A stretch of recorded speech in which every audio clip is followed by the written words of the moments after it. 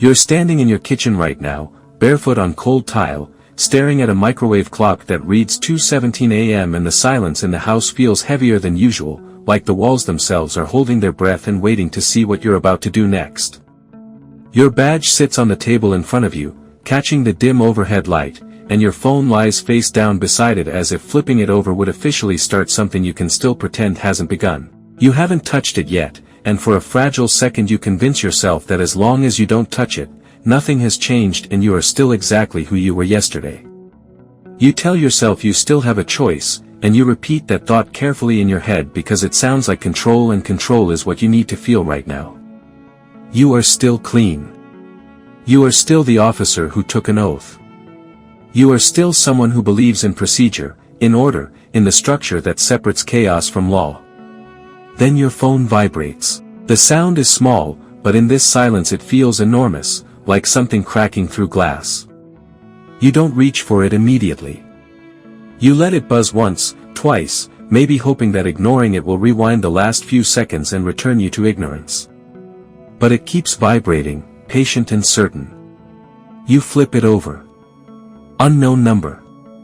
And even though there is no name attached, you already know who it is, because this moment has been building quietly for weeks in glances, in conversations that linger too long, in favors hinted at but never spoken out loud. You answer. You don't say your name, and they don't say theirs, because names make things real and this conversation is meant to stay abstract. The voice on the other end is calm, almost friendly, and it says, "We need a favor," as if it's asking you to pick up groceries on the way home. Your heart doesn't race the way you expect it to. It steadies instead, which unsettles you more than panic would. You feel composed, logical, analytical, as if you are evaluating a routine situation instead of stepping into something that could permanently alter your life. They mention the raid scheduled for tomorrow morning at 6:30 a.m. in the warehouse district, the same raid you were briefed on earlier, the same operation you nodded through in the conference room under fluorescent lights. They already know about it. They just want confirmation, and then they want a small adjustment. 10 minutes. That's all. Delay the unit. Create traffic. Suggest an alternate route. Nothing dramatic. Nothing violent. Just timing. 10 minutes. You look at your badge again, and it doesn't glow with meaning the way it used to. It looks ordinary. Metal and enamel. An object. They mention compensation casually, like it's standard practice. You don't ask how much, but you imagine it anyway. Bills paid.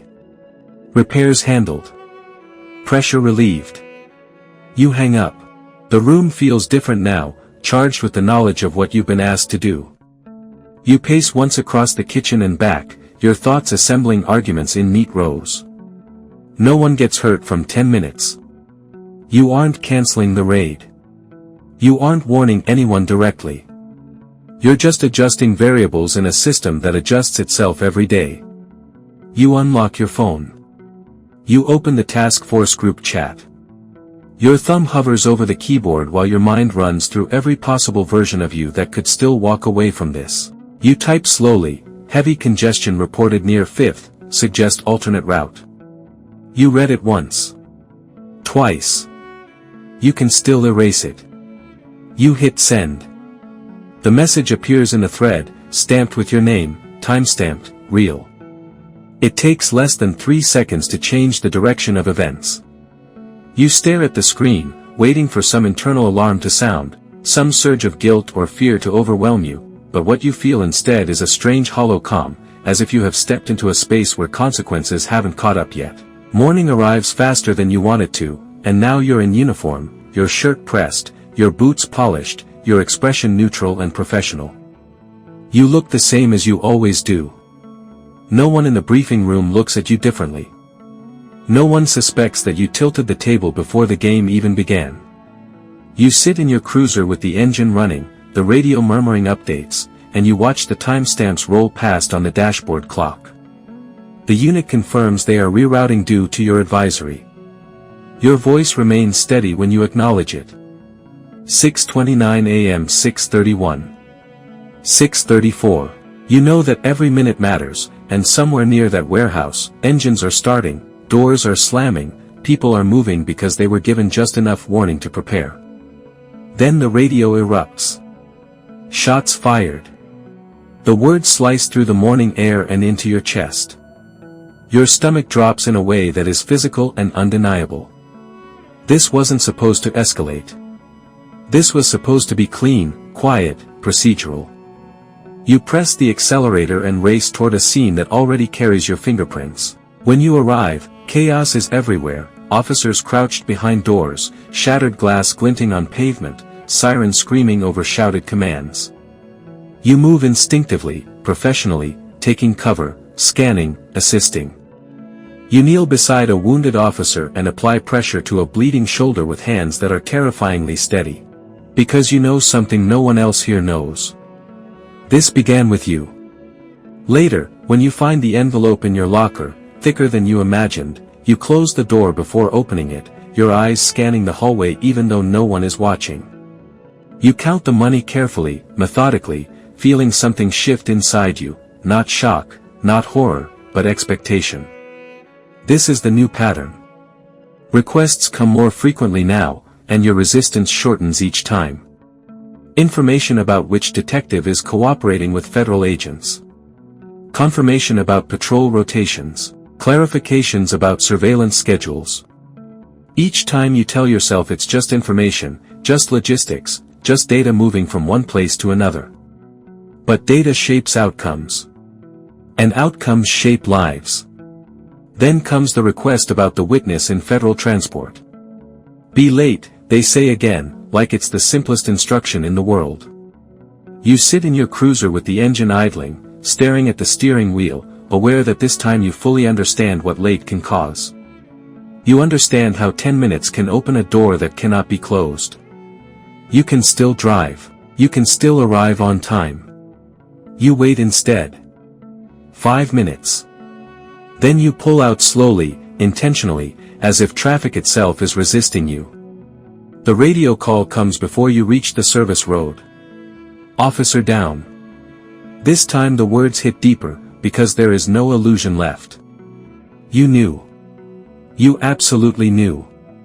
When you arrive, the scene is worse, more blood, more panic, more irreversible damage. You perform again, shouting orders, assisting medics, playing the role flawlessly, while inside you feel something narrowing, like a corridor closing around you. Internal reviews begin weeks later, subtle at first, disguised as routine audits and clarifications.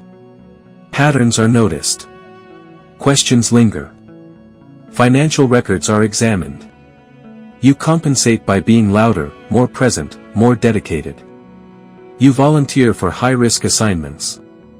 You accept a promotion. The promotion feels like insulation. It is actually exposure.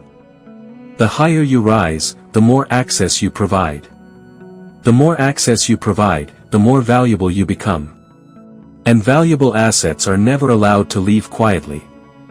One night, again at 2:17 a.m., you sit at your kitchen table with your badge in front of you, and you realize the truth in its entirety: there was never a dramatic fall. There was only a staircase made of small decisions, each one reasonable on its own, each one defensible in isolation. Then the knock comes. Not loud. Not aggressive. Just firm and certain.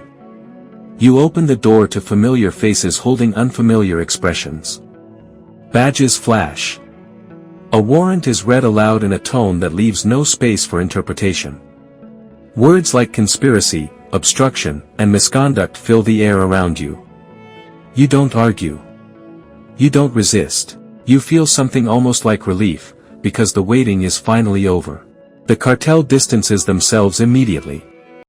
The department calls you a rogue element, an isolated breach in an otherwise solid system. The news runs your name under bold headlines. Your neighbors avoid eye contact. And in the quiet of a holding cell, stripped of uniform and title, you finally reach the ending that has been building since that first vibration on your kitchen table. You understand that corruption never felt like evil in the moment. It felt incremental. Logical. Temporary. But the ending is not dramatic. There is no cinematic explosion. There is only consequence. You lose the badge. You lose the career. You lose the illusion that you were ever in control.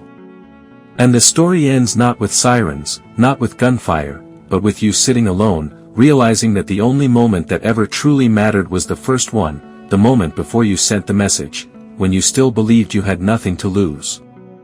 That was the real ending. You just didn't know it yet.